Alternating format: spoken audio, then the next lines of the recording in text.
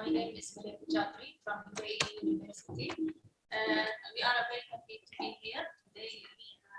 Amina and I will be presenting about our experience in scholarly communication.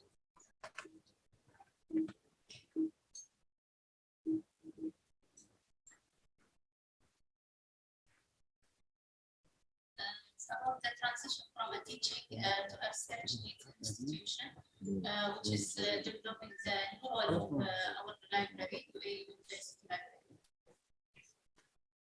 So first we'll have introduction, and then we'll have information about how we get involved and how libraries support to research life cycle.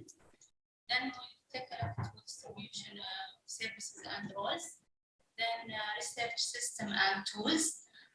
We'll speak about the system journey at UAEU and the benefits of the institutional repository and CRIS system.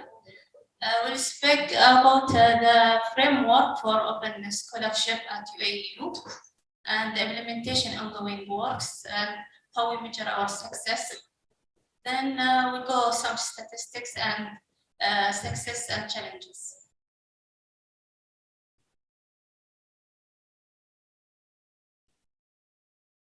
So the United Arab Emirates University, it was founded back in 1976 by the late leader Sheikh Zayed bin Sultan Al Nahyan, and it is the first and largest university in the UAE. The university has more than 15,000 students and 1,300 teaching faculty and research members. UAEU offers a lot of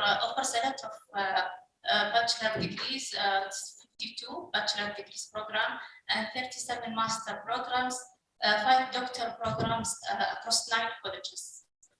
Now Amina will complete. Hello everybody, thank you for coming. My name is Amina Itani, and me and Mariam work together on a lot of the projects that we're going to be talking about today. So firstly, people probably are wondering how we managed to get into the research space at the UAEU. And we did a couple of things. So we had the systems in place, but we had no one working with the systems for a while. So initially we started engaging stakeholders across the university and through partnerships and collaboration, and primarily with the research office. So our partnerships happened internally. Then that was working closely with the research office and School of Graduate Studies. These triggered 2 systems. One was the PURE system, which is the research information system, and our partnership with School of Graduate Studies, they were instigating the electronic thesis and dissertations. And for that, we used ScholarWorks.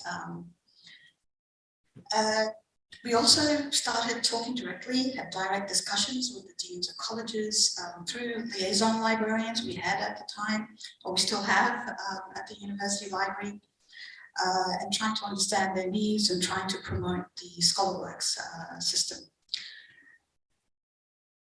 Recently, we just started utilizing capabilities. We realized we do not have enough capabilities or human capacity, as we were discussing earlier, and many libraries are probably having this problem as well. So we looked around and we looked at the Big Data Analytics Center. In this center, there's a group of people that are just working on big data across the university and outside the university. So with us collaborating with them and their director, they came to the library, we introduced them to all the systems, and they were actually blown away with the amount of data we had. They didn't realize we had this much data that we could access from all the different sources. So we worked on a couple of projects with them, and now we're doing kind of collaborative training and workshops, or planning to do that in the next month moving forward. We also identified needs of our researchers through surveys and advisory roles. So we became part of a lot of committees and a lot of activities, initiatives happening across the university. So we became more than just librarians working in the library, and we started branching out. We got actively involved with university research initiatives and mainly participating in committee members like the rankings, the SDGs, and all the hot topics that we spoke about this morning. So we are on a lot of those committees, we sit in and we discuss and we try to understand where we're at with all of these different initiatives and try to participate and introduce a different perspective to these committees. In the past couple of years, we hosted 2 conferences consecutively to do with ETD. So we're board members of the National ETD Library Network, Digital Library Network, based out of the US. It's a global initiative. We became actively involved, and on that behalf, we hosted the annual conference they had in 2020. But unfortunately, we were hit with COVID. And so as a result, we went to the virtual conference. That was a global conference. We had, again, around 400 participants attending online. And we kind of put the ETDs on the map in the Middle East because a lot of universities did not know that there was such a thing or such an organization that did this. In 2021, we hosted the conference again because we thought we missed out because of COVID. And for that, we had the Expo 2020. We hosted one of the keynote speakers there, and it became a kind of a ministerial event with a lot of members from politics and diplomats who attended the meeting. And again, the ETVs became another top topic in the region. We also became more active in developing policy formulation or trying to improve on some of the policies around copyright, open access, and recently research data management. And we'll talk about a little bit about that as we move along with the slides. We noticed our copyright and open access policies at the time were inadequate. They weren't published, and we're still lagging behind. Both of these policies are kind of lagging behind, especially copyright, behind the technological and digital developments happening. So those are our challenges at the moment. We've been mandated to actually develop a research data management policy recently, which we're in the process of doing. So that's how we started engaging different stakeholders across the university. Now, this is just a generic kind of life cycle diagram that I put up here, and many universities involved in supporting research are familiar with this diagram. There are like 6 different steps or different steps in this research life cycle where the library can play a vital role in providing services. So literature reviews, collections, research consults, and information literacy, we play a role in that. Planning research, data literacy and infrastructure and space, we're working on that as we speak. We're developing the data management plan. Also doing active research or assisting in the space of active research, digital and special collections, providing digital scholarship support, data services, and a GIS. The 4th life cycle step here is publication and presentation. So wherever we can, we provide copyright support, media production, and advice on where to publish. Preservation and sharing research, we're working on the data services, the metadata services, and institutional repositories that we have. Research conversations, we don't have enough research conversations, so we're trying to change the narrative. We're talking about open access. So 3 years ago, we talked about open access to our major stakeholders, and they weren't interested, or there wasn't enough appetite to understand what it all meant. But now we've noticed that I think we're more than ready to discuss and have serious discussions about open access. Citation metrics is a big thing on the agenda at UAEU, especially now with rankings. Again, between the big data center and the research office and other stakeholders, they didn't realize that the library plays a big role in the space. It can be more productive, be able to provide more advice to improve the citation metrics. Cataloging is something we do. So basically, we're not perfect in everything. We're building our capabilities, and we do have shortage. We lack capabilities, but we kind of reached the threshold, so we need more. We're very hungry for more information, more learning. So as you can see, these are the new kind of roles or new spaces that we're moving into at UAEU. I think many universities that are similar in this space are doing the same thing, trying to build capabilities. And this is another slide which I borrowed of a very famous librarian, Dr. Starr Hoffman. And it struck me of how she kind of really did a really good job of trying to illustrate where we were as librarians and what complexities now we have to deal with. So customer service, in the area of customer service, in the past we dealt a lot with circulation and access, and we still do that to a certain extent. There's a lot of reference librarians. So that was when, before research became kind of a big topic, hot topic in the space of universities. The scholarly communication units started growing with other areas. In the areas of functional support, we need technologists, we need librarians who know a lot about technology. We need librarians who know a lot about digital collections. We need data management specialists. All of these new areas are very kind of foreign to the common psyche of, especially in the Middle East, when it comes to librarians. Librarians to them is just about books. It doesn't involve technology. It doesn't involve data management. The back-end systems is probably one of the most challenging we have as librarians because of all the different types of systems we deal with. So catalogers historically have been dealing with a lot of the metadata and books, print collections, and it's evolved, their roles have evolved. We also need to provide now IT support. We need to also be metadata creators. And in Australia, they call them metadata innovators. So librarians are now called metadata innovators. That's their new title, which again, I thought was very interesting. So that is kind of how things have evolved, and there's still a lot of work that we need to do to build that capabilities in all of those areas. So this is a mud map which I've created, and at the center of this is PURE. PURE is our research information system. And I put it in the middle there because what we're trying to turn it into is the source of truth. Trying to get it to a point of becoming the source of truth. We have all these different systems, and the interesting thing here, what we have in common with researchers is at any point in time, we as librarians and they as researchers are touching upon any one or many of these different services and systems. Authenticate is one of them. We talked earlier about similarity checks and the issue. So we do have a system called Authenticate, which is a part of the Turnitin family. We churn out a lot of manuscript editing services through the library. And it's quite interesting because recently we were talking about big data, and I didn't put it on the slide because we're still studying the methodology. As it turns out, just through the big data and what we managed to extract from Authenticate and our records and Scopus, anything that goes through the editing services in the library attracts 30% more citations.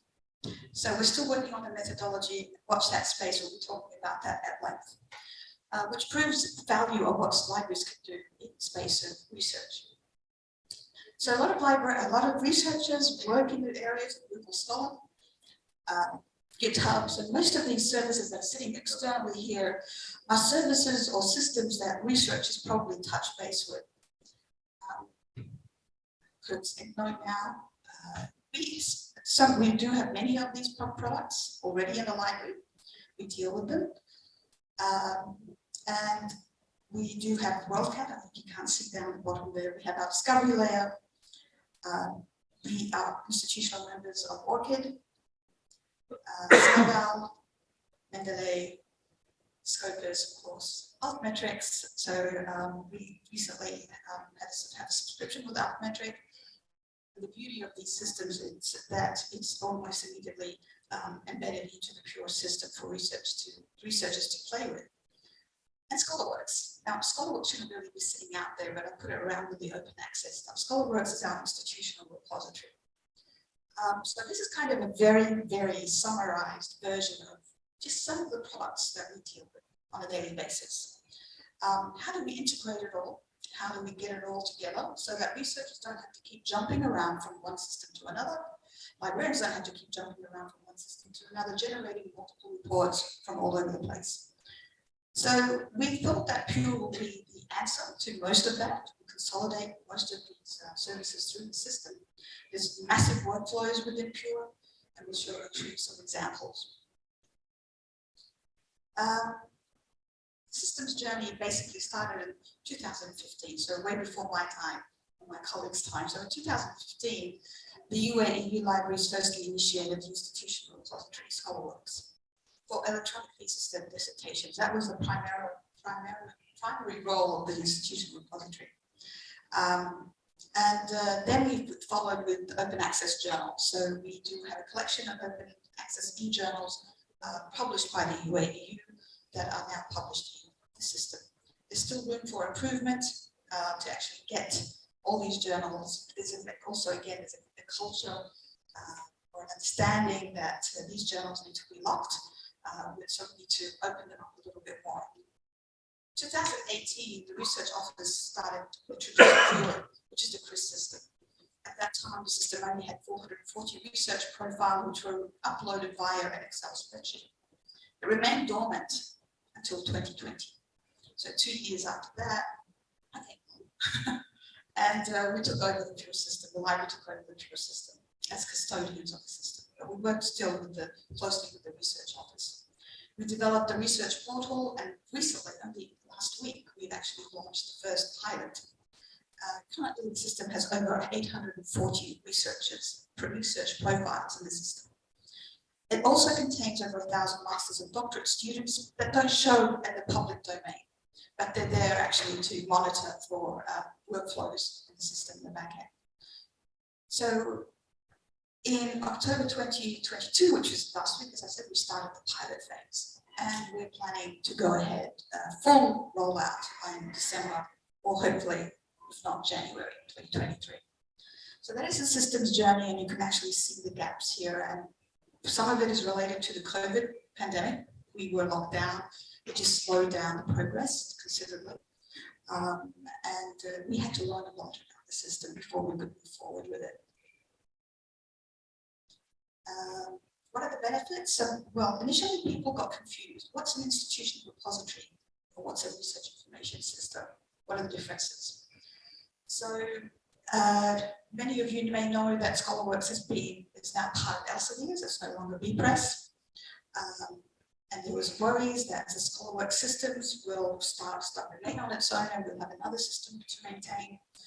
But what we're looking at currently in the future, we're hoping that we'll have one platform where we can actually access both systems. So researchers that need to go to their profiles immediately will automatically go to F.O.R.M, and people that needed to work on the content of the institutional repository will just go to ScholarWorks, and they're kind of interrelated in the one platform. So what are the objectives of ScholarWorks? Primarily, it's to promote and increase the visibility of content and scholarly work, both internally, externally, regionally, internationally. It's also there to digitally preserve UAE's academic work, and also to centralize and streamline research data processes across UAEU. So this kind of overlaps a little bit with F.O.R.M, but F.O.R.M really primarily at the moment increases the visibility of research information. It's for them to showcase their work, showcase themselves. It helps them automatically create their CVs within the system. The system F.O.R.M is powered by Scopus, so by default all the records are Scopus automatically feed into F.O.R.M. We had this very short story. I think my colleague Uriel will agree with me. It's much more complex than it seems. So we went through a lot of data issues and match points. We integrated that with the HR banner system. That caused some conflicts with Scopus, where names were not the same. ORCID came into the rescue, and the rest of this is history. So the system comprehensively auto-harvests external publications from all, it's agnostic to other sources like databases and aggregators. And the system also has capabilities where it semi-populates the forms. So if you're doing a grant proposal or you can just with a click of a button generate these proposals because it pulls out data from various sides of the system. So it's a single repository holding all relevant documents to do research. So researchers don't have to save multiple hundreds of files on their desktop or laptop. They can just go into the F.O.R.M system. It reduces the manual effort in managing publication data, that data collection. So it's all in one place. So what does it look like? This is what our ScholarWorks system looks like. You can go into our UAEU ScholarWorks. This is the interface, and it has books of book chapters that we generate from the university. Conferences and symposia. electronic pieces and dissertations, newsletters, UAEU journals, patents and intellectual property. We haven't actually filled that yet. And the pure system, we're looking at different models, and it's actually a researcher-centric model. So we're very pure for researchers, not for us, but for researchers. So they go in, find everything they need in one system. That's the wrong. That's the wrong image. There should be a pure interface there. So this is the profiles of our researchers. Let's double up some of the images. Just can't. It's interesting. So the framework, the UAEU has initiated the Open Scholarship, Scholarship Framework to address the needs of a sustainable and evolving open scholarship environment. The IR and the CRIS system allows the free flow of scholarly information across global research communities, which supports individual research, visibility, and university rankings. And it's also compliant with the FAIR principles. And that's one of the main beauties of having Pure, is that we're already trying to get everybody compliant using the system. What are we doing now? We're trying to still work with the limitations of the Copyright Act in the UAEU. We're trying to put together the open access policy, so it's a much more broader policy. We are also looking at the research data management policies, or to develop those policies, put them in place, and introduce a DMP tool, because our data sets all over the place. So we need to also work with those. And all of these policies are central to the success of these systems. So you can't have a system without underlying and governing policies. This is a lot of the implementation and ongoing work that's going on. A lot of cleaning of data, processed data that goes on, has checking metadata against profiles in HR. We synchronize data from HR into Pure. In the beginning, it was problematic, and sometimes there are glitches, and we had to keep an eye on it all the time. We want to diversify our collections in the systems, and making sure that we are fully integrated with a lot of the internal and external systems that researchers need and librarians need. And again, we're developing our research development plan and DMP tool to support the grants and funding proposals at the university.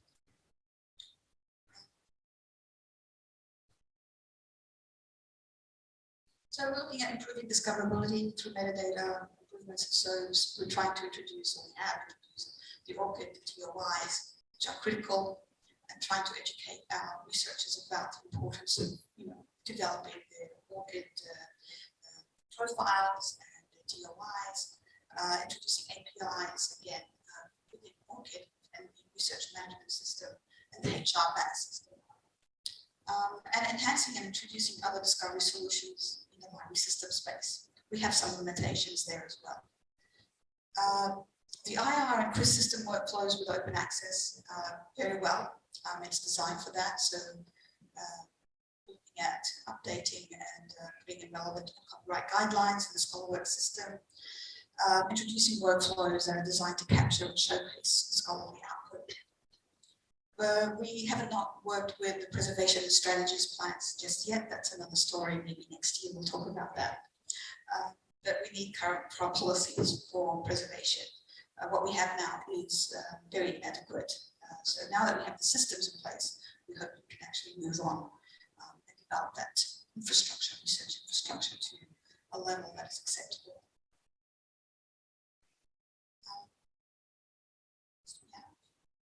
So capturing the ETDs, so other tips over to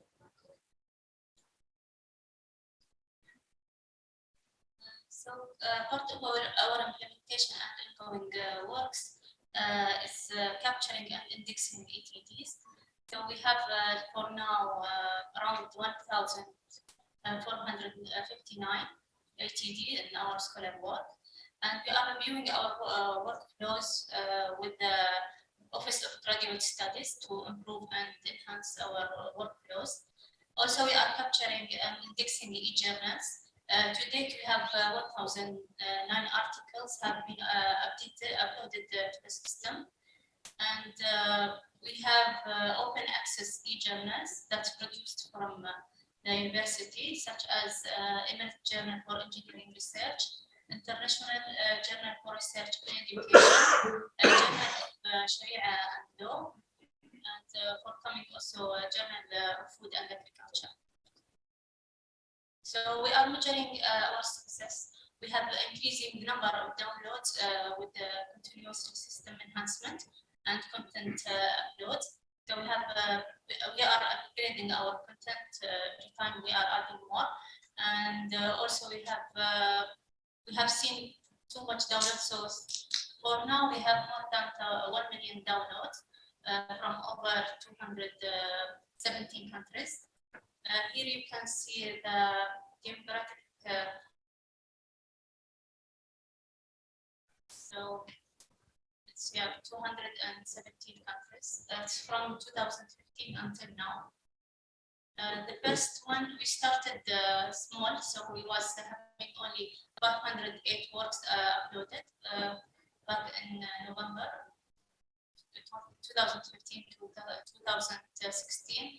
This year only we have 2,500 work uploaded in the Scholar Work.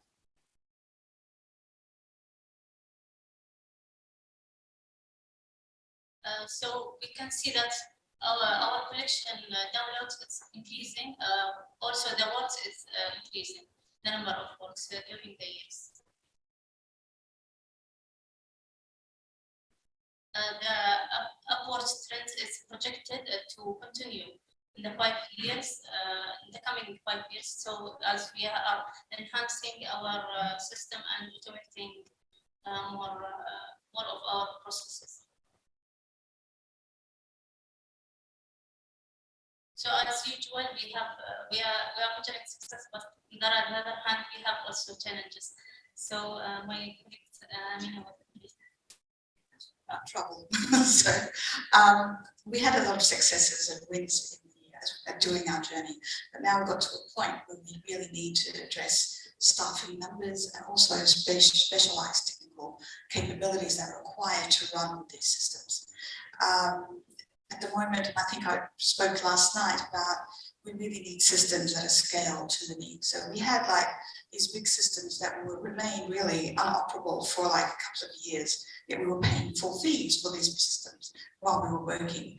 So the progress was very, very slow, and there's a lot of reasons for that. And we're very grateful for the vendors that actually took into account that process and handheld us during this journey. But I think this is something when we look at the workflows that are currently in the system. We are looking at workflows that work maybe very well in North America, UK, Europe, APAC region. But in this region, we need workflows that are slightly different, actually radically different. And the dynamic changes that occur in the vendor spaces. And what concerns us most now is the open access landscape that keeps shifting. So as things shift and policies shift, the systems need to shift with it or need to cater for the changes in the future. So we don't know what impact that will have coming. We're talking about APCs, and already we're hearing grumbles from Europe and other countries where they don't like the APCs, and yet the system has embedded workflows for APCs. So what does that all mean? So every time a policy changes, something radical has to change in the back end. We also, at the time, and I'm very grateful today that we have now quite a big community, but we do need a user group for this region. We do need consortiums for these regions. We need to look at the best practices and learn from each other and develop our systems that meet the needs and requirements regionally.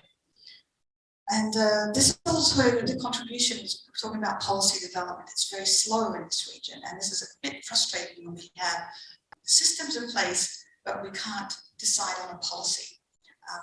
We need the policies to actually keep going and moving, because no one will take any of the work seriously unless it's mandated from high above.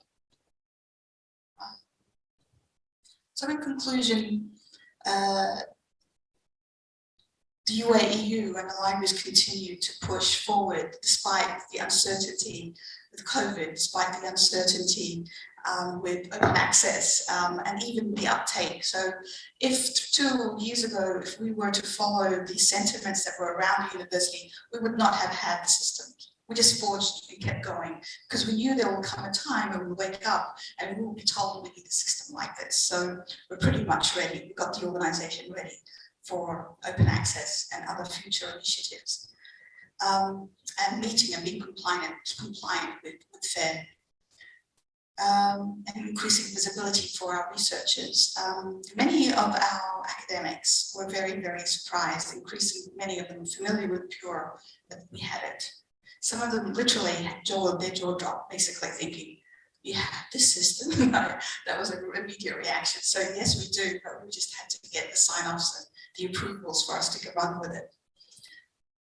So in general, the UAE libraries are committed to supporting the open access trends in scholarly communication and ensuring, including that transparent framework for open scholarship. Yes, it's a painful process, but we're still moving. So the further development of ScholarWorks with Pure will present excellent opportunities for open access leadership in the region. We hope. So that's it. Thank you.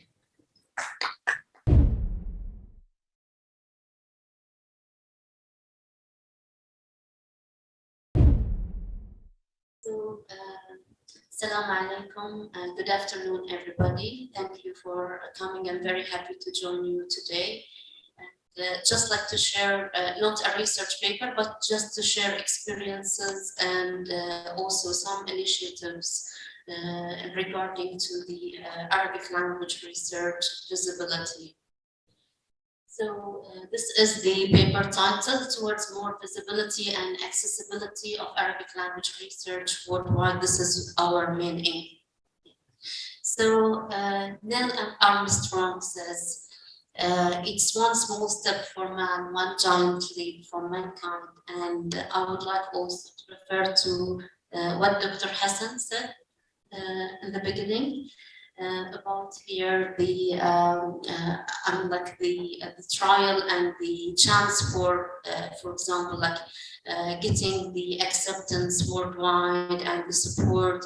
So in our proverb, and I guess maybe like in other countries, they say this like proverb: the journey of 1,000 miles starts with one step, and we're gonna take that one step together. I hope so, and I will be also one of the volunteers to do that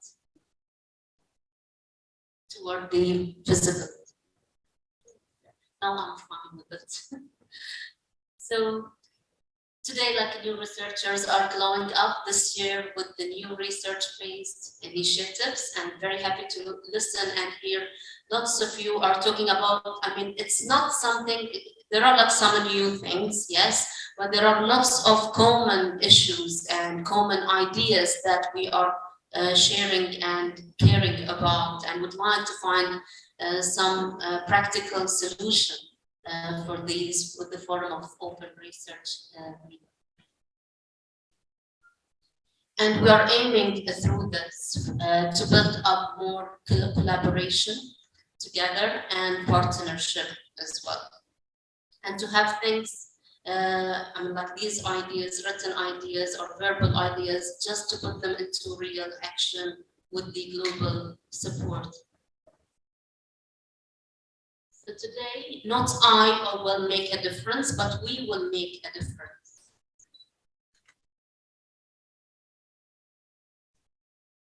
These are some keywords related to the topic.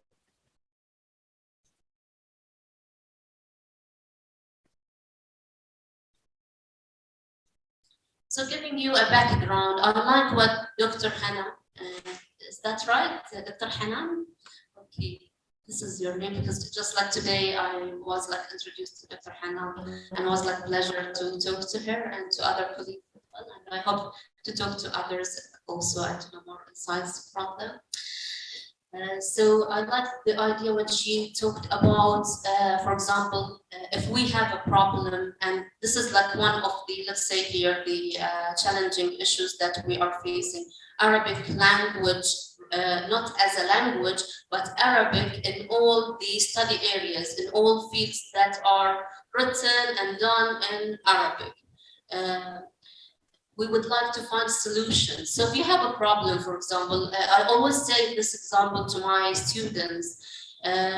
If you have, for example, let's say here, a tree that is like a huge tree, for example, making like a problem in your gardening and damaging the floor because of its roots. How will you solve the problem? By cutting the stem, by cutting the, for example, these branches? They say, well, no, we have to find like another solution. So what's the solution then? To cut these like roots, to go to the roots first and to see what are the causes of the problem, and then like to find the solutions. Otherwise, this problem will not be solved. And this is what we are gonna do, to dig into these like roots of the problem. So by going back ages ago to the golden age, which was called as like the dark age, but it wasn't a dark age at all. It was the golden age of the Arab Islamic scientists and the scholars at that time.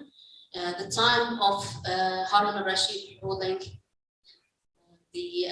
of course, the Arab emperor. So we have Arabic language research. It's not newly established. It has a broad history and impact on the development of the Arab world, and not only the Arab world, the whole universe, actually. Not only at this level, but Arab researchers and scholars' knowledge and fingerprints have these like influences spread to the whole universe and communities, and there are lots of evidence, and still there are lots of manuscripts and these like original, publications by these old physicians and the scholars are kept in the like Western, like most of these are Western universities and museums. So just giving you an overview about the research-related problem that which is our focus for discussion. So in the new era of modern knowledge and technology, people have going more digitalized, and this is, it's as you also discussed, that COVID was a mixed blessing thing to us. So it doesn't have like all the, in addition to its negative impact on us and problems, it has also the bright side or corner that we have to look at. It pushed us and changed us 180 degrees. Actually, we were using both like hybrid, like technology, just like to some extent. But now, we're like forced to learn, even if we don't have that taste, but we try like to explore, to learn, to dive into technology and to integrate it with our research and education. And this is a good advantage, actually. That we would like to say like thank you for the only advantage of this. As well as we were also collaborating more, because in case of the geographical, like for example, spaces or being like far away or having no, let's say here, financial support to attend international conferences. Most of these researchers got the benefit of attending and presenting, participating in these research events for free, most of them, virtually. Which is really great, and rarely we had that like before. So rarely will they buy research journals like before, to read the latest published research work. So before in the library, before the COVID and like times ago, we had these like paperwork. But now, actually, according to these Arabic publications, it's a treasure. It's a great treasure. There are lots of great publications and efforts, but these efforts are like hidden. Why? Because they are not recognized. They are not visible. and technology is one of the critical issues.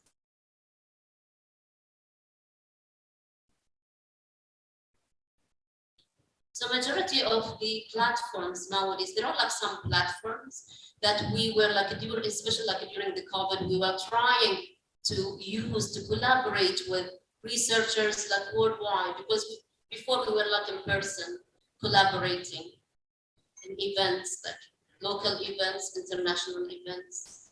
But during the COVID, that was not like a choice.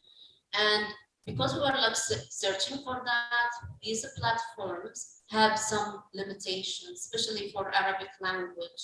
When it comes to Arabic language, some of these platforms, they don't recognize the Arabic characters even. So if you put or embed any research work, it will not recognize it. As well as some of them you can use, or you can embed the, let's say here, the Arabic documents, you can type in Arabic, yes. But when you, for example, would like to use these like tools or have the option of language options, you will find all the languages are there except for Arabic language. It's not there as an option. And I'm talking about majority of platforms. These platforms that are like research-based and that are designed for collaboration and research and education. So we will also refer to some platforms that we are also using.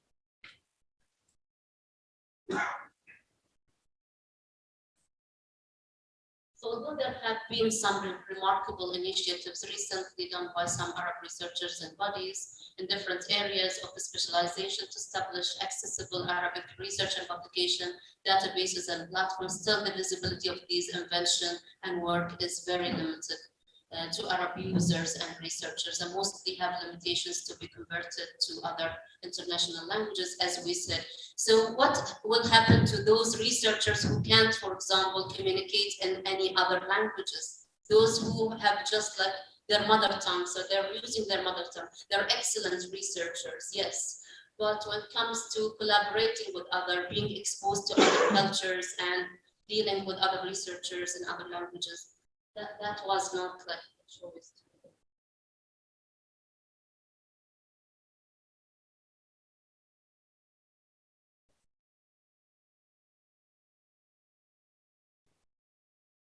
So some historians of science refer to the period of the 8th and the 16th century of the Islamic Golden Age. This Golden Age, if we dig into history, there are some, of course, like going to a golden age of innovation and scientific research at that time, governing all the whole universe. It's not something easy to reach and to have this title. So what was the secret to reach that stage and to have this title? There are like 4, at least here, stages. The first stage was the knowledge, having like building a strong base of knowledge and those like creativity and innovation. And after that, of course, here being exposed to other culture, and this is what we need and what we lack in our Arab world or region. We are not giving ourselves the chance to being like exposed to other culture, learning from other culture. That was the secret, like from the West, they were exposed like to the Arab culture those days. And they learned some, and this is a good thing, like to learn good things about like other cultures and to implement them. So while we are here just putting ourselves into corners, we had lots of initiatives, we saw lots of good works around the, among Arab countries, yes. But still these things are like at personal level, I would say. Most of them like personal initiatives or organizational things, could be like organizational at the local level, but still they are not at the international level.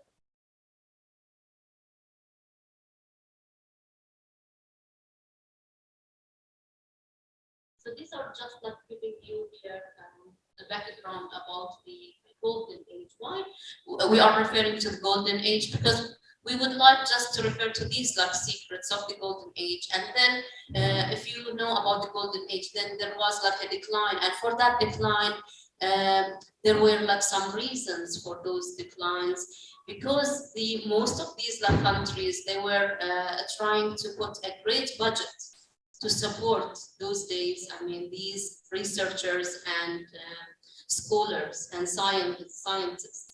So part of the country budget is going for research. That's why they reached that age. That's why they became like famous. Nowadays, we are more like consumers. So we're not, I mean, even like you at the personal level, when you are managing your budget, first you think of these things, for example, like you think of food, you think of other things like electronic devices, going out, and at the end you think, for example, if there is any remain, let's say here, money, I will just like put it for the, or just like make it for something for the education, for educating my kids, for educating myself. So giving no value to education and research, this is our problem. So we have to give it the priority. We have to value it in order to reach this stage. The Arab that time came to a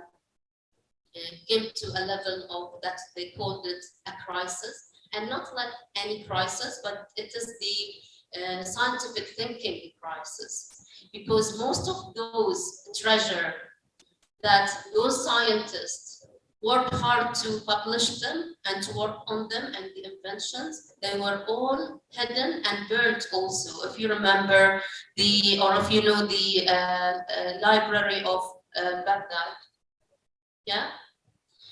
So it's like a famous library, and it had like most of those treasure and publication, and they were like all burnt, and the color, even the color of both, I mean, rivers, the Dijla and Al-Furat turned to be black because of the ink of those publications.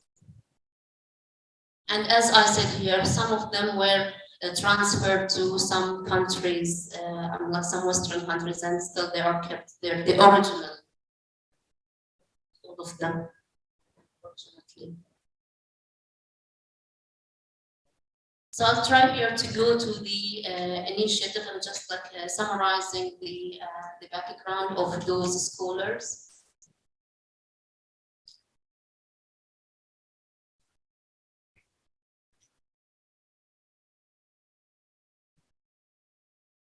Yeah, so of course there are some challenges. Lots of people that affect the level of visibility of the Arabic language. These databases, and still we have, even like in my university, they have the research database built, and they started that. But still, if we would like to put our Arabic language, I mean, like if the research is done like in pure Arabic, still it doesn't recognize it. And not only the research, even like assessment platforms, we are also suffering from that.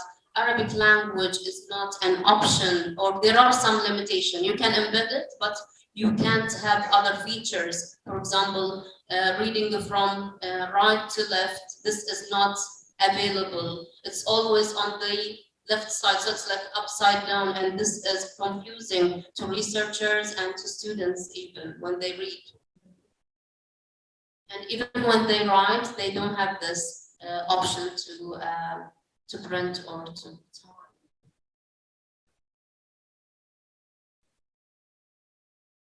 So talking about here, this is like one of the researchers, Sawahil 2018. So the Arab world represents about 5% of the global population, but contributes only 1.3 of the world's academic publication and 0.1% of the world's registered patent. And according to the October 2015 report entitled Science at Universities of the Muslim World, published by the Pakistan-based Muslim World Science Initiative. So she has the ARCI, of course, that is here could be considered as an ideal tool. This is a tool for improving the international profile of Arab university and research publication in domestic journals. So these are just like an example of some of these good initiatives, but still it's something that maybe most of the Arab countries are not exposed to. It's not like going to the international level or shared by other countries, and this is what makes it invisible, like other initiatives that you talked about.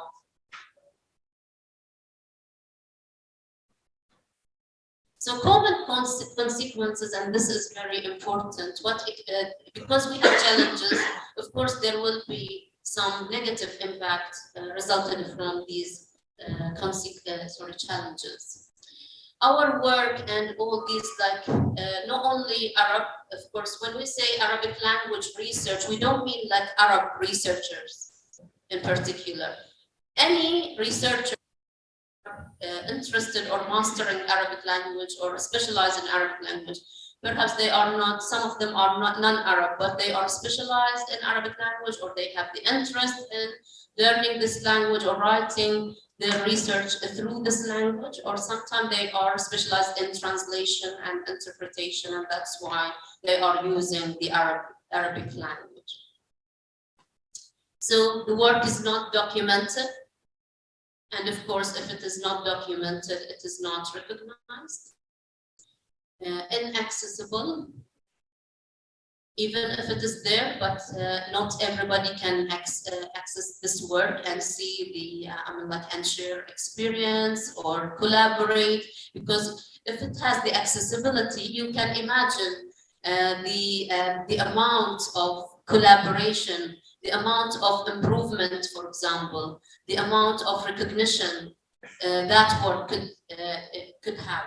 And it could be taken into, for example, if it is an idea, for example, a good idea for, let's say, a project or a good research that can be implemented, it can be taken forward to the real implementation and could be supported by some, let's say here, some bodies or some important bodies or some authorities.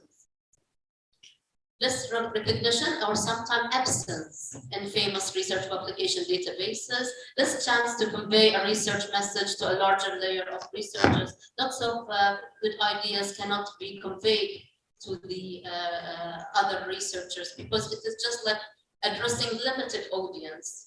It doesn't go to broader to other audience. Less chance to have their work viewed and cited. Even citation is very important to the researcher, because they have less citation, they don't have the, their work documented or viewed, they will have also less chance when they apply for, let's say here, professional or academic promotion sometimes. So this is a must nowadays, like in higher education, it's a must to have this record. It's a must to have your work documented in those like famous databases. It's a must to have a certain figure or number of citation. So if that person or these like researchers writing in Arabic and not being recognized or having their work recognized, not having these level of visibility, of course they will be prevented from getting this chance to be promoted. And this is, something really negative, and it is something like breaking our heart. We would like to do something to help those people and to help ourselves as well.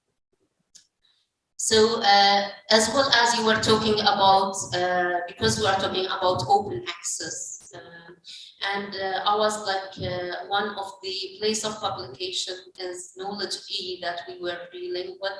with Dr. Emily. We were like having this opportunity to discuss together my university or my department, the Language and Culture Unit in RCSI.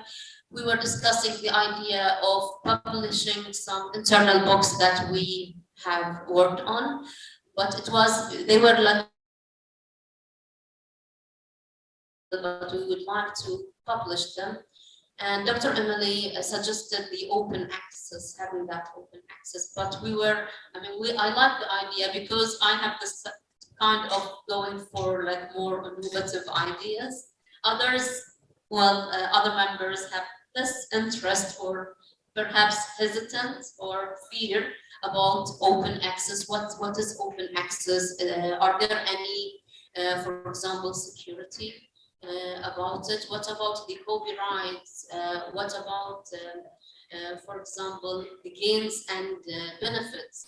Are there any, let's say, your higher education bodies or other researchers that we can share the best practices if they have the experience of having their publication published through the open access, for example?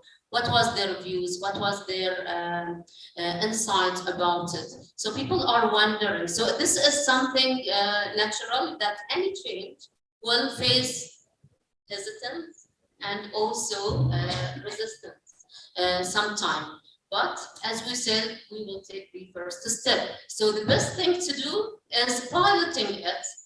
This is what I was discussing with my colleagues and my head of department. Let's pilot it and see. And we try here, like with Dr. Emily, to put some things like terms and conditions, for example, to secure ourselves, especially when it comes to the idea of copyright. And because there are some limitations in some countries, like in my country, we have something that we are adhering to, which is the Higher Education Council in my country. We can't do anything without getting their formal approval. Even like coming to this, conference, I got the approval the last minute. I was just in between coming or staying, delivering it online if there is an option to do that. So it's very difficult, but giving it a try, that would be great. So common consequences also the motivation of Arab researchers. Some of them are demotivated because of this, for not having their research work published to a wider audience. They feel that they are inferior, or they are, like, for example, less than their colleagues who can do that using other languages. Arab researchers who produce research also in pure Arabic have this chance, we say that. And they, of course, here Arab researchers who do not master or speak other languages besides their mother tongue Arabic miss the chance to share improvement ideas to their peers and benefit from their experiences. For the attempts or initiatives that we did, or I did myself, it was just like at a personal level, but I tried to promote it to organizational level and to the international level sometime. So during the COVID, I tried, because I'm leading the research in my department. We have a research pillar, which is here. We have the education, teaching and learning pillar, we have the research pillar, and we have the community engagement. All academics should have a percentage in each. So I'm leading the research pillar. And I tried here to bring people together using the available platforms. And the first platform that I tried, I can deal with the technology even before COVID, but I'm not an expert in it. Okay, but I tried my best to find a solution. So I tried the Teams, the Microsoft Teams, and most of you are familiar with it. It has the feature of creating channels. So I call them the research channels for collaboration. And through those channels, I created sub-channels. And these sub-channels, I tried also to invite other researchers from other institutions, and just so it was good here that you can meet, you can edit, you can invite other researchers from other institutions to edit the work, to share the work through there. They are let's say here, the busy honeycomb, yeah, working together. And you can assign also tasks. I saw that there are like limitations with the Microsoft Teams. So I was searching here and there, and I found a good platform actually that can accommodate lots of researchers, like internally and externally for collaboration. And it is called the RIKE. It's for project management, and we're using it for research projects. And we are now, we got the license and we are piloting it. We're using it now for research collaboration with other institutions worldwide. Also, Elsevier, they are providing a series in Arabic. And it's all about research, educating, let's say, here researchers, just like, yeah. All right, and of course, here I'm just like referring to something important. I was participating or applying for Sheikh Mohammed bin Rashid Al Maktoum Prize. It was before the COVID, 2019, just like a year before. And it was something about the assembly, international assembly for the workstations, these like Arabic language, like for workstation, I call them, for the Arabic research. And I mean, it was like a good one. And I got like a letter for like a distinguished like work. But at that time, they told me here it needs to be like, because it's like individual level, it needs to get the support from like other bodies, like authorities, to make it tangible, more tangible. So this is like an important one that can melt all of these heads in like Arab and non-Arab who are interested in Arab research together in one platform. And I will just try to, yes, to close. Yeah. Thank you all. And I would like to talk more about it, but perhaps like in breaks about the, I mean, like the chance for taking that project like forward together to have a worldwide recognized platform that can melt all of these heads together as a solution for the Arabic language research visible and invisibility, taking it to more visibility. And thank you so much for your good listening.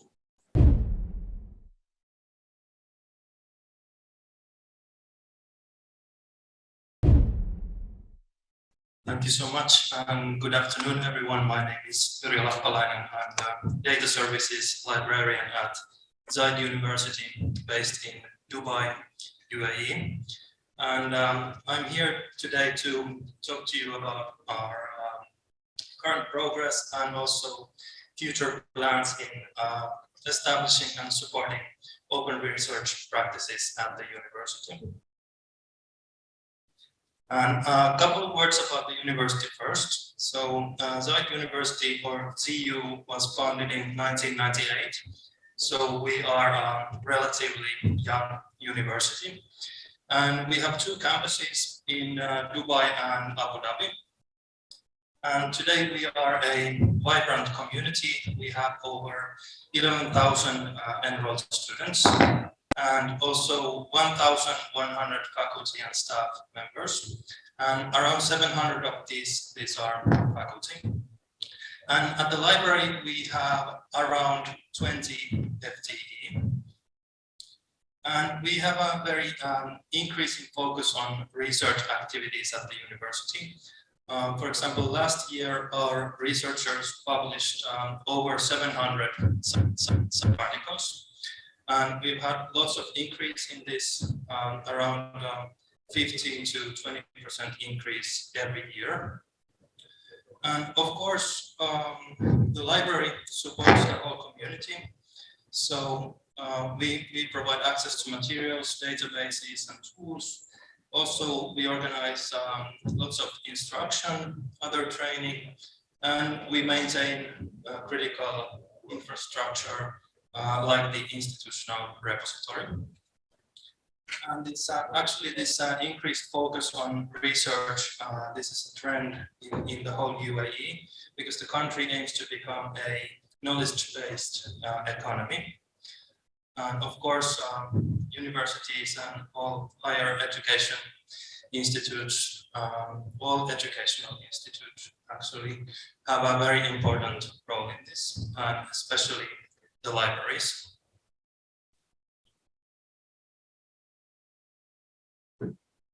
Okay, so in this presentation, I will be talking about these things here. So first, about our institutional repository, which was opened quite recently. Then I will also talk a little bit about our library instruction and support materials, and also our newly established data services, and also what kind of plans we have for the future. So this is a very practical presentation. So I will be telling you what we have done so far and what kind of plans we have next.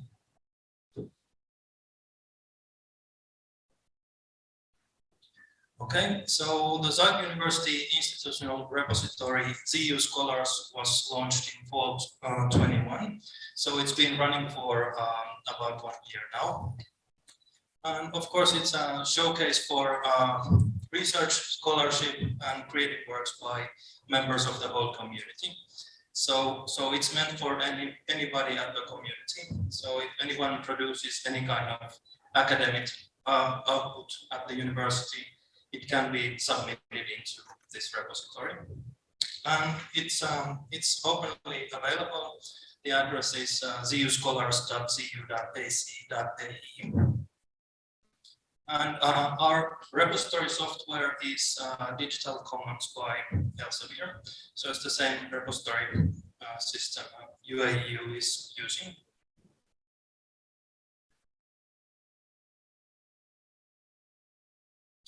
And we have maybe a slightly different approach to the repository. We are using automated content harvesting. So we are kind of using the system as it was a CRIS system, current research information system. So we harvest content from different sources. And we also include metadata-only records. So even if the full text is not immediately available, we add the metadata record anyway. And you can see the sources here, Scopus, Web of Science, and Dimensions. And we created a custom script for the harvesting. And also we add full text files for all Creative Commons licensed articles. And we are using Unpaywall for this. I'm sure many of you are familiar with Unpaywall, but it's a tool designed specifically for this purpose, for finding openly available full texts. And it's usually used as a browser extension, but there's also an API available. So we are using the API. And the script, it merges and converts everything automatically. So it also removes duplicates if there are some duplicate records. So the system also removes duplicates. And I'm running the script once a week. And it takes only 1 hour to do the whole process. And this has been a very successful approach. We are off to a very good start. We have metadata for over 5,300 works. And we also have these full text files for over 1,000 Creative Commons licensed articles. So these are from gold and hybrid journals. So the Creative Commons license gives us the permission to distribute them in our repository. And so it's been running for about a year now, and we already have over 40,000 full text downloads. And of course, there's potential for hundreds of full text files more. Right now, we only have the golden hybrid CC articles.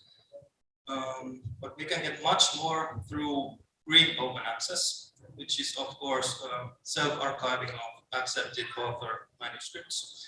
So this is something that we haven't even started yet, but it's one topic that we will be focusing on in the near future.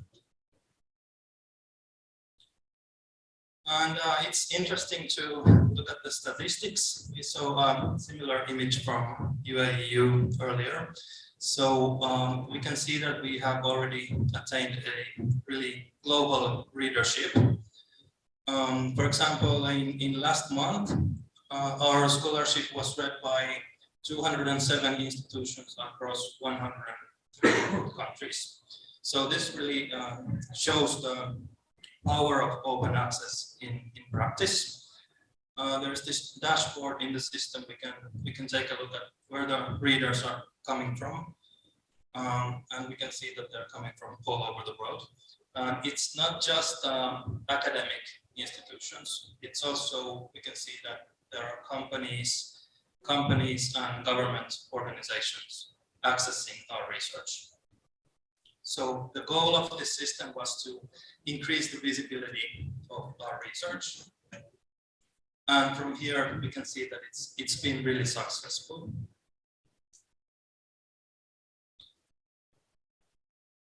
Okay, then I wanted to talk to you about our library instruction and support materials. So we are organizing a huge number of sessions every year. So you can see some of the statistics here. In the last 3 years, we organized around 500 sessions for around 10,000 individuals every year. So you remember we have only 20 FTE in the library. Not everybody is even teaching, so this is quite a high number.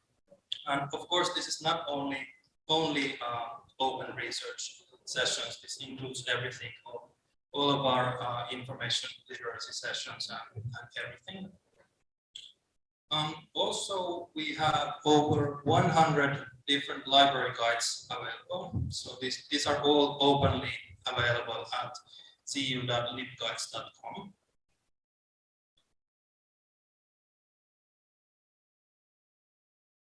Also, we have this YouTube channel with instructional videos. And our instruction and materials, these are based heavily on openly available resources like ACRL Primo and the Meta Literacy Project. And also our information literacy coordinator has contributed a lot to these materials. So this shows or reminds us that open access is not only about the articles or not only about the data. Also, for example, instruction and the materials that we are using should be open.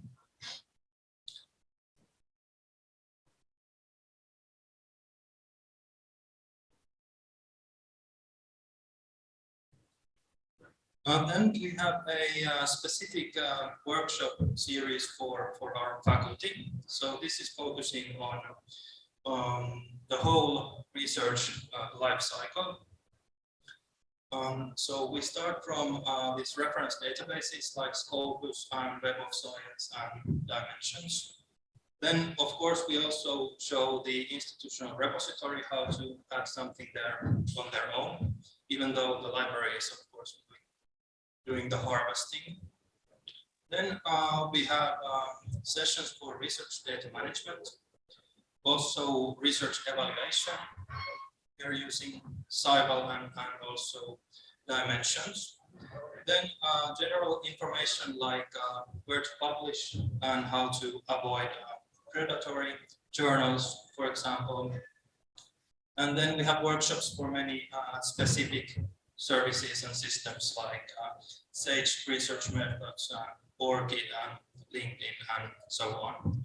So every semester we have more than 20 different sessions for the faculty. These are very useful, especially for the new faculty.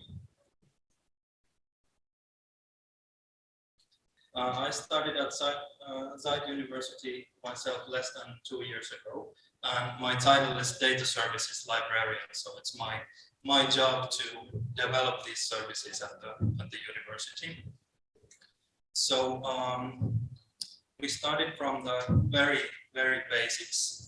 So I created a research data management guide, and this is also openly available.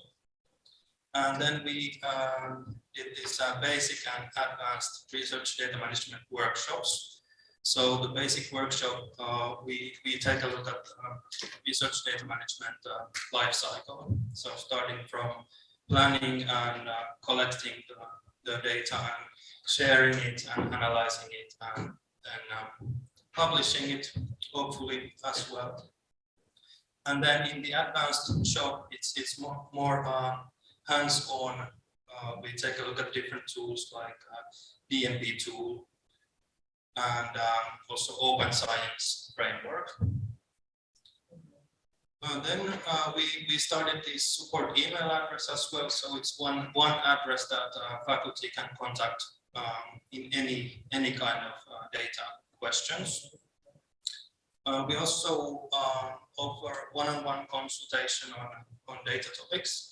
For example, how to create a data management plan, or where to publish data, or where to find data in a specific topic. And also there is a dataset collection in ZU Scholars as well. So it's not just for the articles, it can also be used as a data repository. And also we subscribe to many commercial data related services as well. For example, Data Planet and some statistical services like Statista and Euromonitor and so on. Currently, we are also running a research data management survey for our faculty. So we are asking about what kind of data types they have and what kind of conventions they have regarding their data storage, for example, and backup and sharing and so on. And what kind of benefits they see or what kind of limitations they see in publishing data. And how familiar they are with different tools and services and what kind of support needs they have. This is still ongoing, so I don't have the final results for you yet, but it seems that this is quite a new and emerging topic, at least in this our university and perhaps in the whole region as well. So of course this is an institutional survey, but it would be interesting to do something like this in the country or maybe even in the whole region. So if you are doing something like this already, or be interested in doing something like this, please contact me. I'm happy to collaborate. And finally, for future plans, I think we are off to a good start at Zayed University, but we already have lots of plans for the future. So for the institutional repository, we are planning to have a library-mediated process for collecting these accepted author manuscripts. So we will not sit and wait for the faculty to submit their files. We are planning a semi-automatic process for this as well. So many of you know the Sherpa Romeo database. So you can find these publishers' policies from the repository. So we will harvest the policies from Sherpa Romeo, and then we will request specific articles from researchers. So we are trying to make it as easy as possible for the researchers. Of course, it's ultimately up to them if they send the file or not, because only they have the accepted author manuscript. But we are trying to make it as easy as possible. Also, we will start accepting student theses into the repository. So at the moment we don't have any yet, but it has already been decided.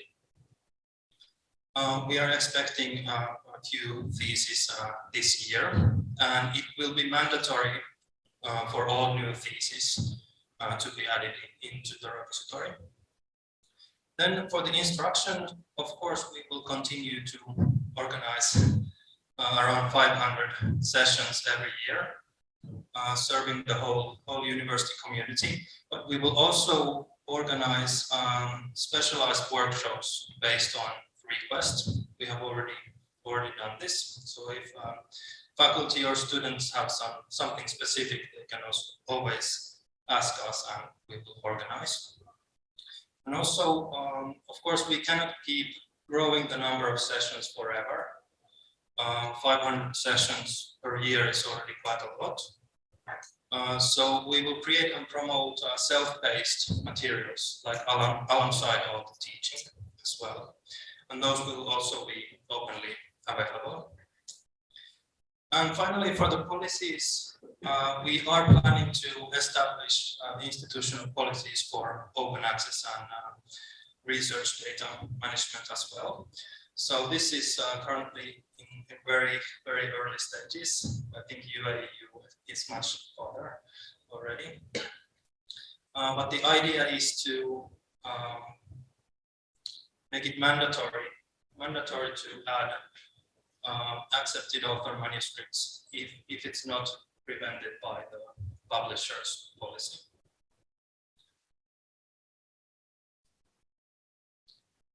Thank you. This is everything I wanted to say.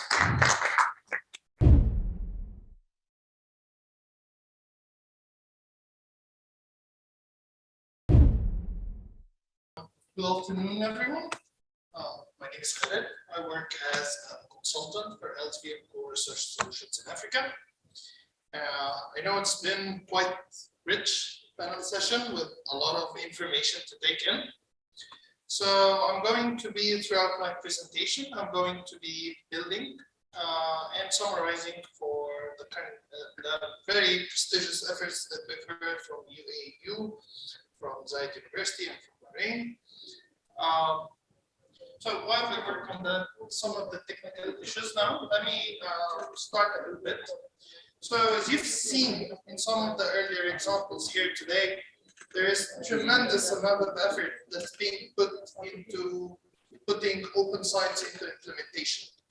And it's always the question, why bother with all those kinds of effort?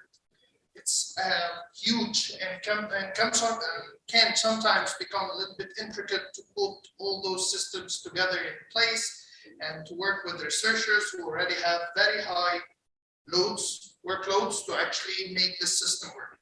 But the whole concept and the whole idea is to make science work for everyone.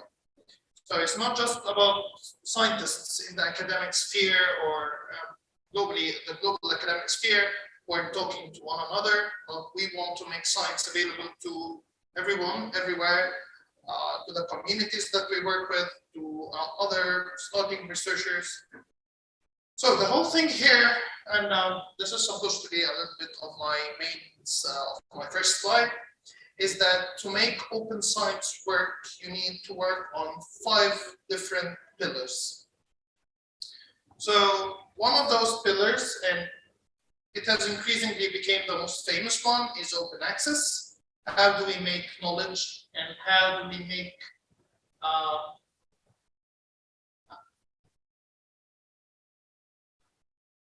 so we're live. So today I'm talking about partnering to empower knowledge. As you've seen, those kind of intricate systems require a lot of collaboration, a lot of partnership between a multitude of stakeholders from different backgrounds. And as Elsevier, it's our pride to be actually an element, and sometimes bringing those kind of stakeholders together in some of our projects, either working as a publisher or on the information analytics side, and building those kinds of platforms. So I'm going to be talking about Elsevier beyond publishing, about open science in general, about open science and our solutions, and I'm going to be stating one more example, and it might be one of our most extensive examples for implementation of open science, which is what we're working with the Dutch open science pilots. So it's our role to be working as a support to the entire research ecosystem in general. We're talking about not just supporting researchers with publications, but building ecosystems that work and join researchers, institutions, funders, and policymakers, industry, technology partners, as well as the society, working across the entire spectrum of the research lifecycle. In order to make open science work, you need to work on 5 different pillars. First and most famous one of which is open access, but there are also other important pillars. Okay, perfect. Other important pillars as well include open data, open metrics, research integrity and reproducibility, and finally, science, bridging the gap between science and society. So a little bit of quick definitions here. Open access means the free, immediate, and online availability of research articles, coupled with the rights to use them in digital space. Open data refers to making the raw and analyzed data that form the input for the research outcomes available to everyone. So this includes methods, protocols, procedures, software that can be freely accessed, used and reused and redistributed by everyone. Open metrics is about how we do evaluate science in a transparent and communicable way for everyone. So it's the goal of open metrics to stimulate the open and responsible engagement of research communities in general, and develop new indicators that can further help us to estimate the impact created by the research and the potential that's being realized. Research integrity and reproducibility as the core principles of what makes research good research. If the research that has been conducted follows proper integrity, follows reproducible results, this is research that actually amounts to knowledge and amounts to action that can be taken by different stakeholders, especially like industry or the community at large. Next comes bridging the gap between science and society and building those kind of collaborations between the two. In order to make this kind of system work, it has to be built on open tools and software. You've seen that kind of example. How do you bring all the data, all the information together and make it work for everyone? Once you have the system in place, you can start talking about having open science in place. So in general, I'm going like quick background on some of these aspects. On open data, for example, we found that actually research outputs that are linked to research data, these have more authority within the academic spheres, and thus they create more impact by becoming more cited, because people believe more in the kind of transparency that has come with those open data approaches. And usually being cited 25% time. In order for open data to work and to become reliable, there is the FAIR principle, and it was mentioned a couple of times here today. FAIR relates to data becoming findable, accessible, interoperable, which is going to be a theme for our discussion here today. How do we make data from different systems work together? And finally, becoming reusable. Open access, as a brief background, open access relates to how do we make the knowledge that's generated by researchers accessible for everyone. So it's a bit of an idea. The term was first used in 2001, and it was adopted by the Budapest Open Access Initiative. And the whole idea here is to make the content itself available to researchers globally and immediately for everyone. In order for open access to work, publishers have developed basically 2 different models for getting an article published. The first model is because all publishers, all journals, whether they are commercial publishers like Elsevier, for example, or whether we're talking about scientific societies, there are costs and there are revenues that need to be put in place in order for journals to become sustainable and to become capable of conducting the same kind of quality and peer review and managing the entire system, the ecosystem for a journal to work. So there are two main models, the pay-to-read and the pay-to-publish model. The pay-to-read is still the predominant model for publishing in general. The pay-to-publish is the newer one where APCs are being put in place in order to make the articles immediately and permanently available to everyone. So in the pay-to-publish model, actually the publisher is more of a broadcasting service for the research to be put out there in the world. Open access, in order for open access to work, we need a little bit of enablement by different stakeholders, funders, researchers, readers, institutions, publishers, as well as governments to make this work. More initiatives have been put in place to make open access work for those who don't have the APC or the necessary funding for the pay-to-publish model. One, the most famous one of which is the Green Open Access model, which was mentioned a bit earlier in an earlier presentation. So basically it means that it's a sort of delayed open access model where authors are free to share the same content of their finally published papers with the publishers. This is called the Green Open Access, and it's shared in the form of accepted manuscript. The accepted manuscript has exactly the same, supposedly the exact same content that was published in the paper at the publisher, which is paywalled, and it's a way to work around the paywall by making the same content available.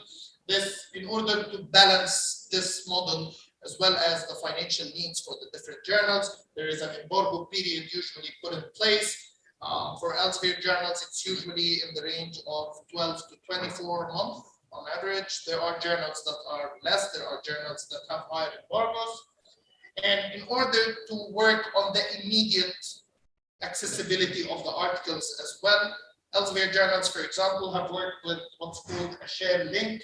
Again, we are empowering researchers to grant access for their papers, even if they are published under the subscription model, by having a link that allows access to everyone who uses that link for 55 days. And we do encourage authors to work. For open metrics, so some of the concepts that we work on developing metrics, for example, that we're using on Scopus database, is how to make them comprehensive by having a very comprehensive database, which is Scopus, how to make them current, how to be able to evaluate researcher with less lag than used to work. And one point that makes it open is to have it freely accessible and to have it clear. The formula being used for the such core metrics, for example, on Scopus, can be reiterated and verified by anybody. It works in a very clear and transparent way. So how do we put all of this in place as Elsevier? So a little bit of a look of open science across our solutions. So I'm going to start a little bit of a global outlook of what's the global landscape for open access, for example, today. This is an analysis that anybody with access to Scopus can actually conduct themselves and see the current picture globally. So looking at publishing in general, so I have three different colors that represent subscription models, the blue, the brown, and the green. So basically what we do have is a little bit of a slight fluctuation, but if you look at it in a cumulative annual growth rate, there is a cumulative annual growth rate of 4% for subscription models globally. Having two options to enable access to subscription-based articles, either the green open access, this is where researchers and institutions put in the effort to make the research accessible, either via accepted manuscripts or via preprints and broadcasting them. So we have, for example, if we look at all time, green open access represent about 9% so 9% of the research that has been published is paywalled, but was enabled by green open access, for example. Another model is what's called the bronze open access. This is where the publisher put in the effort to make an article that was published under the subscription model to be accessible for everyone. So usually this kind of article can be what's called delayed open access, where they become permanently accessible after a period of time on the publisher website, or they can be temporary as per needs. So this is similar to what's happened across all publishers with COVID, what's happening now with monkeypox, that's similar. And then you'll find the last two categories that we have there are for gold open access. So what we have here is that subscription model apparently remains very solid in its in the interest that we do have from researchers worldwide for the subscription model publishing, but we have very high growth on gold open access or the pay to publish model. It's our role at Elsevier to make publishing work for everyone and to enable open access, even if one still prefers to do the subscription model. Of course, you can see overlaps between the colors. So there are bronze open access articles that are freely available on the publisher website, but they are at the same time, they are available on institutional repositories, for example. Similar goes for gold open access articles available on the repositories as well as the publisher websites. So this data is available from Scopus and it's harvested across 7,000 different publishers. The identification of the open access model is part of our collaboration with our research and Unpaywall in order to get those kind of statistics there. If you look at Elsevier specifically, our portfolio in general has been growing at a cumulative annual growth rate of 7% starting 2010 to 2021. If you look at the subscription and the gold open access model, again, pay to read or pay to publish, the pay to read or the subscription model still grows at about 5%. And if you look at the gold open access model, it's flying high with growth at 54% on cumulative annual growth rate for the last 11 years. And for the last 4 years, it's at 54% as well. Currently, 100% of Elsevier journals offer the green open access model. And there are currently more than 1.4 million open access articles available on Science Direct. 119,000 gold open access journals were published in 2021. There are currently 760 fully gold open access journals available from Elsevier journals. And part of why we have exclusively gold open access journal is based on researcher needs. For example, some funders do mandate that the journals where people publish the research become fully gold open access. However, 97% of our journals offer gold open access model in addition to the subscription model in what's called the hybrid journals. And we have 145 journals that are published subscription articles, but do implement bronze open access or delayed open access, what we call open archive, meaning that after a specific period, as a publisher, we will enable access to these articles as well. If you look at our overall portfolio, we publish about 18% of the articles being published globally. This is according to the Scopus database. And what we like a little bit more is that those 18% represent the predominant citations globally. This is 28% of the articles being cited in research are articles published by Elsevier. If you look at this, how this looks locally, let's take an example, for example, in Egypt, being in Egypt here today, 22% of the publications published by Egyptians or Egypt-affiliated institutions are published with Elsevier, and they represent 41% of all the citations received by Egypt-affiliated institutions. Again, as I mentioned, some of the journals are fully gold open access journals, those 700 journals mentioned earlier. However, 97% of our subscription journals offer gold open access for anyone who would like to have that option, what we call hybrid journals. There are also subsidized journals. This is where the institution creates a journal and subsidizes everyone who publishes with this journal to have their articles available like gold open access articles, but without an APC. And finally, there are the open archive journals the complementing policies, green open access, preprint, and hosting and sharing policies. We've been working with institutions all over the globe to actually make this happen through agreements that include open access publishing. There are currently 2,000 institutions worldwide that fall under these kinds of agreements with Elsevier.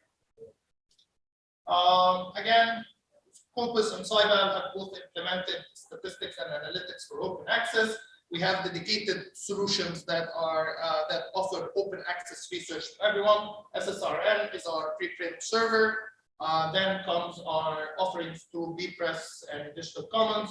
Whether you want to become your own publisher as an institution through Gold or subsidized open access journals, or building repositories like to improve visibility and to implement green open access as well. Finally, there is the research data management for open data. Let's go very quickly over what we've been working with at the Dutch consortium. So I'm going to be giving a little bit of a brief intro, but you can find more details in the slide, and I believe they will be hosted through the same repository for the presentations here today. So we actually partnered with different stakeholders in Netherlands to make open access work. And there's a little bit of a balance that you might have noticed through the earlier examples that we've seen. To make open science work, you need to establish a balance between the open science benefits as well as the kind of workload and complexity that's being added to researchers in specific. You have to have that kind of balance to actually make things practical and work and be able to join data from different institutions in different formats, from different vendors to be able to amalgamate them all together. So there are three main pillars. So for the framework that we have with the Dutch institutions, it's a joint effort of Dutch teaching health institutions, the VSNU, the universities, as well as the main funder in the Netherlands. There are three main aspects: publishing as a service, reading as a service, and the open science services for pilots. Four main targets that are established here as principles: interoperability and vendor neutrality. We're going to be building the system and we're going to have Pure at the core of it, but this system must be interoperable and become vendor neutral. Second one is transparency, inclusion, and collaboration. Third one is promoting access to research data. And third one is data portability. What happens to that open science system once the agreement has lapsed with Elsevier? So in general, there are currently 5 different pilots that have been launched. One is to showcase the research system with the AUMC or the healthcare sector. Second one is about establishing fair data with the universities. Very interesting one is to work with funders and to import data about funding into that system. And a little bit of a new one is to how to establish and link research to the current research infrastructure. What kind of devices, equipment, and labs are being used to each research so that you can access the research and trace it back to the kind of infrastructure there. And finally, on the OpenSeas. There are more details available on the pilots. Each of those pilots are available here: the data monitor, the grant monitor, the telescope, establishing metadata through natural language processing from the papers and linking them with the different resources that are available at each university, and one for the research being done on rare diseases. And we are currently considering more pilots, such as a preprint pilot, and actually more pilots on what we call team science. How do we build the credit taxonomy into the open science system to make sure what's the contribution of each researcher in papers, how to add ORCID IDs to metadata retrospectively, how to unify affiliation ID, and to enrich pipeline metadata as well. So that's a little bit of an overview of the framework we currently have and we are developing with the Dutch stakeholders. As you can see here, that's a little bit of a pilot of who's doing what currently. And with that, I reach the end of my presentation. Thank you so much for your time. And if you have any questions, I'm available throughout the coffee break. Thank you so much.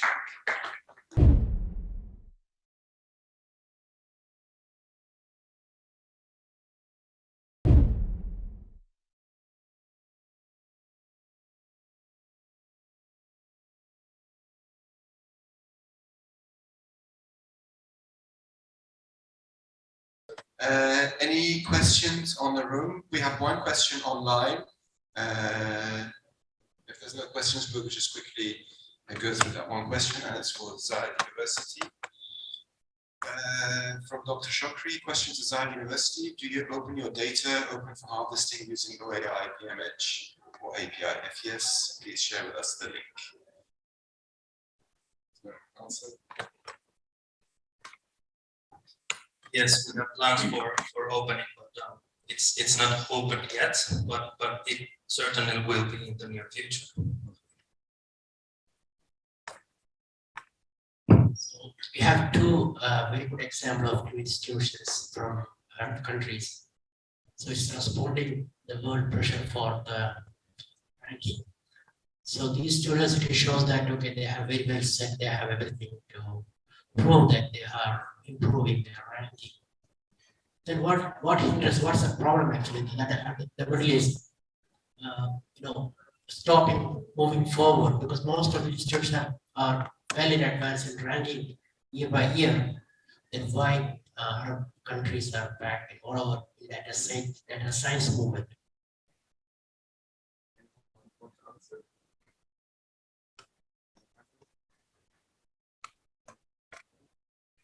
So basically, given all our work, why there's not much advancements in data science in our region?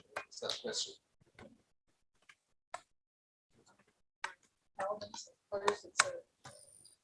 Can I speak for as we were mentioning yesterday in our strategy meeting, the needs and the phases where every university, depending on their regions, at different levels. So countries, many Middle Eastern and North African countries are not emerging, and they're not very developed with their systems. As we were talking earlier, there's a lot of Arabic content that is hidden, research content that is hidden.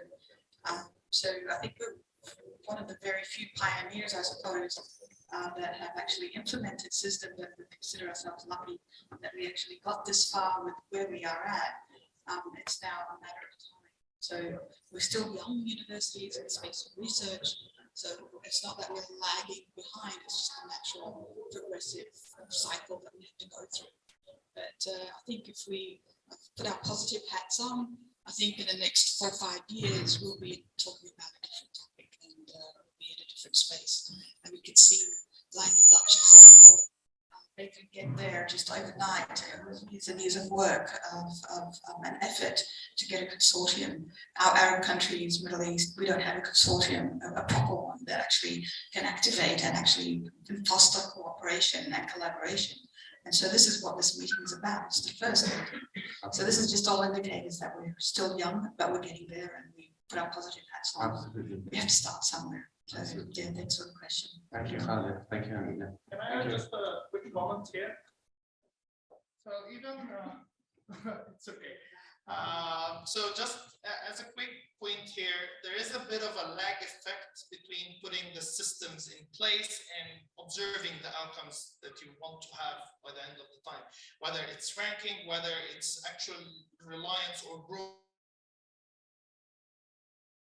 of these kinds of, whether it's the open data or the bibliometric data itself. In general, what we've seen in the Dutch example here is there has been a lot of meetings to bring everybody together to determine what kind of pilots are we going to work with. And at the end, you've seen that I've used the word pilot for just about everything that we're doing with the Dutch. The entire world is still learning. As Elsevier, we are still learning as well. It's a marathon. It's not something that's going to be mature overnight. Every case has its own intricacies. So you have to start somewhere, and we all going to be learning together at the end.